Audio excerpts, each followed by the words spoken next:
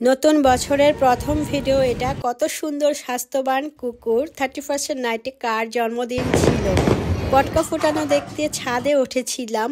Mini মজার crunchy পোয়া পিঠা, কি যে মজা। আসসালামু আলাইকুম, তৌফিকেস ওয়ার্ল্ডে সবাইকে স্বাগত। কাছে ও দূরে, দেশ এবং দেশের বাহিরে যে যেখান থেকে বসে আমার আজকের এই ভিডিওটা দেখছেন, আশা করছি আল্লাহর অশেষ রহমতে অনেক ভালো আছেন। আজকে হচ্ছে 2025 সালের 2 তারিখ, আর এই ভিডিওটা আমার প্রথম ভিডিও এই নতুন বছরের। এর মধ্যে আর ভিডিও দেওয়া হয় নাই, তো সবাইকে নতুন বছরের শুভেচ্ছা জানাচ্ছি। 2024 সালটা তো কেটে গিয়েছে ভালো মন্দ সব কিছু মিলিয়ে।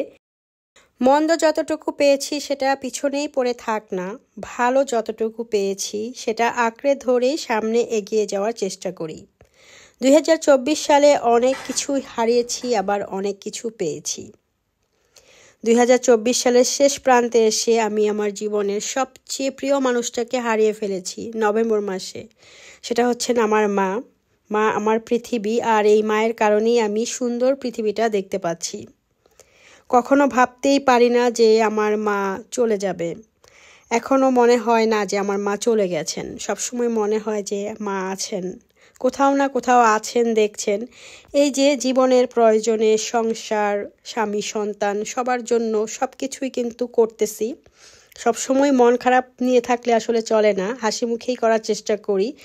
তো আসলে কোনো কিছুর জন্য জীবন থেমে থাকে না, জীবন কিন্তু জীবনের নিয়মেই এগিয়ে চলে। আর মৃত্যু এমন একটা ব্যাপার, এটার স্বাদ সবাইকে গ্রহণ করতে হবে।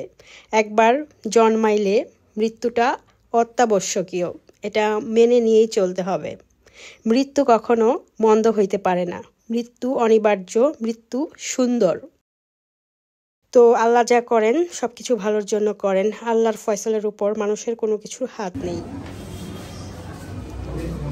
আজকের ভিডিওটা শুরুতে যেটা দেখেছেন সেটা একটা জলপাইয়ের আচার, আর অলরেডি আমি এই আচারের রেসিপিটা আমার শর্ট ভিডিওতে দিয়েছি, আপনারা চাইলে দেখে নিতে পারেন। আর এখন যেটা দেখতে পাচ্ছেন এটা 31st সন্ধ্যার পর ছোট বাবুটা হঠাৎ করে বলতেছে বাইরে যাবে।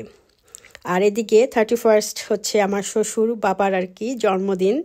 তো বিকেলবেলায় আমন্ত্রণ পেয়েছি যে রাতের খানাটা সবাই একসাথে খাবো। সন্ধ্যার পর বের হয়েছি, আর বের হওয়া মানেই বাচ্চারা বাইরে কিছু খেতে চায়। তো যেহেতু বাসায় একটু প্রোগ্রাম আছে ছোটোখাটো, তো ভাবলাম যে কিছু খাবো না, একটু ঘুরে ফিরে তারপরে আর কি চলে যাই।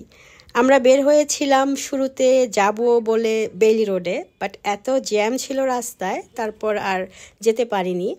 আমরা চলে আসছি বনশ্রী। আড়ংয়ে গিয়েছিলাম, আড়ং থেকে আমার ছোট ছেলে একটা শার্ট কিনেছে, আর আমি কিছু জিনিসপত্র দেখেছি। বনশ্রী আড়ংয়ের নিচেই একটা কফি শপ আছে, আর সেখানে বসে আমার 2 ছেলে একটু খাবার দাবার খেয়েছে। ছোট ছেলে খেয়েছে ব্রাউনি, বড় ছেলে লেমন টি খেয়েছে, আমার হাজব্যান্ডও খেয়েছে, বাট আমি কিছুই খাই নাই।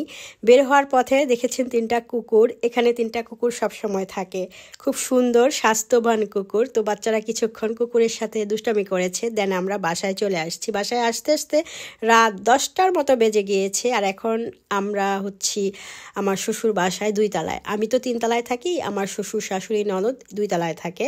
তো এখানে বসে একটু শ্যুট করছি।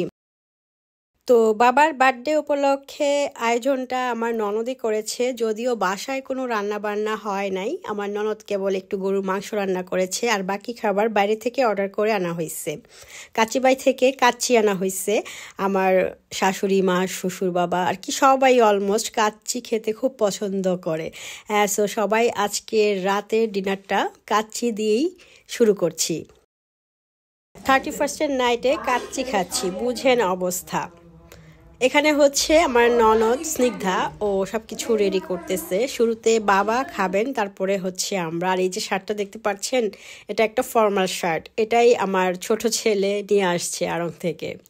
এবার সে বলতেছে একটা ফর্মাল প্যান্টও বানাবে। তো প্যান্ট তো আর রেডিমেড কিনা যাবে না, তাই ভাবছি একটু সময় করে টেইলার্সে গিয়ে ছোট ছেলের জন্য একটা ফর্মাল প্যান্টের অর্ডার করব। আসলে বাচ্চারা যখন কিছু আবদার করে বাবা মার কাছে, তখন কিন্তু ফেলে দেওয়া যায় না, সাধ্যে থাকলে দেওয়ার চেষ্টা করি।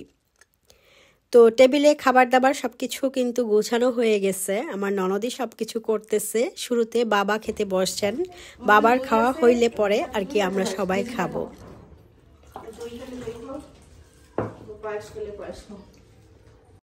এতক্ষণ আমি দূর থেকে ভিডিও করেছি, বাট এখন কাছে চলে আসছি ভিডিও নেওয়ার জন্য। তো এখানে সবকিছু একটু গুছায় দিছে যাতে সুন্দর করে ভিডিওটা করতে পারি। অলরেডি দাদা নাতি কিন্তু খেতে বসছে। তো কাচ্চিটা খুব মজার ছিল, সেটাই বলতেছিল বাবা যে কাচ্চিটা অনেক সুন্দর হয়েছে। আর এদিকে আমি একটু কিচেনে আসছি। এখানে আসছি হচ্ছে আমি চামচ নেওয়ার জন্য। এই ফাঁকে একটু কিচেনটা আপনাদেরকে দেখাচ্ছি, আমার শাশুড়ি মার কিচেনটা। দেখতেই পাচ্ছেন কতটা বড় কিচেন, আর চতুর্দিকে কিন্তু ক্যাবিনেট দেওয়া আছে। খুব সুন্দর একটা কিচেন। এনিওয়ে এখন আমরা খাবো, তার আগে এখন দেখতে পাচ্ছেন আমার শাশুড়ি মা কিন্তু খেতে বসে গেছেন। তারপরে হচ্ছে আমরা খেয়ে নিচ্ছি, আমার হাজব্যান্ড খেতে বসছে। আর আমার প্লেটটা এই যে এখানে সাজিয়ে দেওয়া হয়েছে, আমি এখন আর কি খাবো। মাঝে মাঝে এরকম ওকেশনালি একসাথে একই টেবিলে খেতে কিন্তু অনেক ভালো লাগে। খুবই ছোট্ট আয়োজন, তারপরও অনেক মজা করে খেয়েছি। আলহামদুলিল্লাহ খাবারটা অনেক বেশি মজার ছিল। এই তো আমার ননদ ও কিন্তু বসে গিয়েছে, আমরা চারজন আর কি এখন বসে খাচ্ছি, আমি, আমার হাজব্যান্ড, ননদ আর হচ্ছেন শাশুড়ি মা। আমাদের রাতের খাবার শেষ হতে হতে অলমোস্ট 11টা বেজে গিয়েছিল। তারপর আরও কিছুক্ষণ বসেছিলাম গল্প টল্প করে, তারপরে বাসায় আসছি। বাসায় আসার পর আমার ছোট ছেলে আরজি ধরেছে ছাদে যাবে, সবাই বাজি পটকা ফুটাচ্ছে, ও ঘরে থাকতে পারতেছে না, রীতিমতো কান্নাকাটি করতেছিল ছাদে যাওয়ার জন্য। তো আর কি আমরা একটু ওকে ছাদে নিয়ে গেলাম।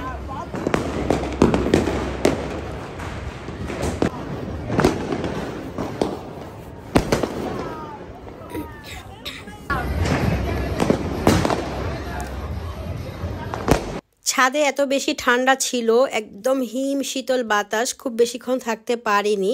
তারপর আর কি নিচে চলে আসছি, খুব বেশিক্ষণ থাকিনি। আর এই যে দেখতে পাচ্ছেন এটা আমাদের একদম পাশের বাড়িতে। তো ওরা অনেক মজা করতেছে, প্রতি বছর ওরা ছাদে বেলুন টেলুন দিয়ে সাজায়, তারপর বারবিকিউ করে, বাচ্চারা সবাই যে বাজিগুলো নিয়ে খেলাধুলা করতেছিল। তো কিছুক্ষণ থেকে তারপরে আর কি বাসায় চলে আসছি। আর এখন যেটা দেখতে পাচ্ছেন এটা হচ্ছে আমি একটা মজার পিঠা বানাবো, আর এটা হচ্ছে আমার সবচেয়ে প্রিয় পিঠা, মচমচে তেলের পোয়া পিঠা।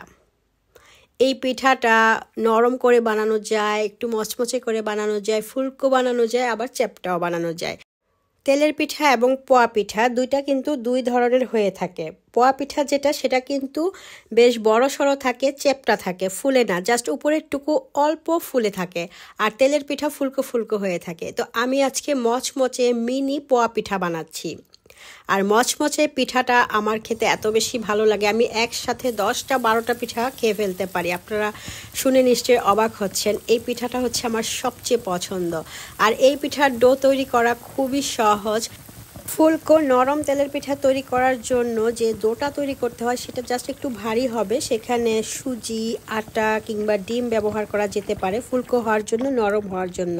বাট মচমচে তেলের পিঠা কিংবা পোয়া পিঠা তৈরি করার জন্য কেবল আতপ চালের গুঁড়াটা ব্যবহার করতে হবে, এতে করে কিন্তু মচমচে হবে আর খেতে এত বেশি মজা, ক্রিস্পি ক্রাঞ্চি যেটাই বলেন না, চায়ের সাথে কিন্তু অসাধারণ লাগে।